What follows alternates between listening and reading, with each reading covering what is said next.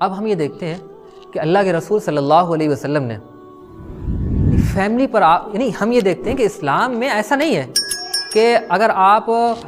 مسجد بنا رہے ہیں تو یہ ثواب ملے گا، آپ مدرسے میں لوگوں کو دے رہے ہیں تو ثواب ملے گا، کسی غریب پر صدقہ کر رہے ہیں تو ثواب ملے گا. یہی نہیں، اگر اسی مال اور دولت کو آپ اپنی فیملی پر، آپ اپنے بچوں پر خرچ کر رہے ہیں تو اسلام میں بتائے گا یہ بھی ثواب کی چیز ہے، اس پر بھی آپ کو اجر ملے گا. حضور صلی اللہ علیہ وسلم نے فرمایا دینار انفقتہ فی سبیل اللہ، ایک دینار جو تم اللہ کے راستے میں خرچ کرو، ودینار انفقتہ فی رقبۃ، اور ایک دینار جو غلام آزاد کرانے میں خرچ کرو، ودینار تصدقت بہ علی مسکین، اور ایک دینار جو تم مسکین پر خرچ کرو، ودینار انفقتہ علی اہلک، اور ایک وہ دینار جو تم اپنے گھر والوں پر خرچ کرو، اعظمھا اجرا الذی انفقتہ علی اہلک، سب سے زیادہ اجر تمہیں اس دینار میں ملے گا جو دینار تم نے اپنے گھر والوں پر خرچ کرا. جو دینار، یعنی آپ یہ دیکھیں کہ اسلام میں کتنی زیادہ ان چیزوں کی اہمیت ہے کہ ایک آدمی حلال طریقے سے کما رہا ہے. یعنی اسلام میں نے عرض کیا تھا کہ جس کو ہم دنیا کہتے ہیں وہ بھی دین بن جاتا ہے، جس کو ہم دنیا سمجھتے ہیں وہ بھی عبادت بن جاتا ہے. بس ایک چیز ڈائریکٹ عبادت ہے، یعنی نماز، روزہ، زکوٰۃ، یہ چیزیں ڈائریکٹ عبادت ہیں. اور جو دوسری چیزیں یعنی بزنس کر رہا ہے، تجارت کر رہا ہے، کاروبار کر رہا ہے، اس طریقے کی چیزیں کر رہا ہے، اگر اس میں نیت ٹھیک ہے اور شریعت کے اصولوں کو وہ نہیں توڑ رہا ہے تو وہ عبادت بن جائے گا. ایک ڈائریکٹ عبادت ہے، ایک انڈائریکٹ عبادت ہے. تو اللہ کے رسول صلی اللہ علیہ وسلم فرما رہے ہیں کہ اگر آپ اللہ کے راستے میں خرچ کر رہے ہیں، غلام آزاد کرا رہے ہیں، صدقہ کر رہے ہیں اور اپنے گھر والوں پر خرچ کر رہے ہیں، سب سے زیادہ ثواب آپ کو یہاں ملے گا.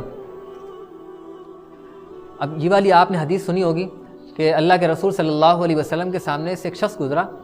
تو اللہ کے رسول صلی اللہ علیہ وسلم کے صحابہ نے دیکھا اس شخص کو کہ وہ بڑا صحت مند ہٹا کٹا ہے، تو انہوں نے اس آرزو کا اظہار کیا کہ کاش کہ اللہ کے راستے میں جاتا، جہاد کرتا، کتنا بہتر ہوتا. تو اللہ کے رسول صلی اللہ علیہ وسلم نے فرمایا تو انہوں نے یہ آرزو کا اظہار کیا، فقالوا یا رسول اللہ لو کان ھذا فی سبیل اللہ، کاش کہ اللہ کے راستے میں جاتا. تو اللہ کے رسول صلی اللہ علیہ وسلم نے فرمایا ان کان خرج یسعى علی ولدہ صغارا، اگر یہ اس لیے نکلا ہے کہ کمائے اپنے چھوٹے بچوں کے لیے تو اللہ کے راستے میں ہے، اگر یہ کمانے کے لیے نکلا ہے کہ اپنے بوڑھے والدین پر خرچ کرے تو اللہ کے راستے میں ہے، اگر یہ کمانے کے لیے نکلا ہے تاکہ اپنے آپ کو یعنی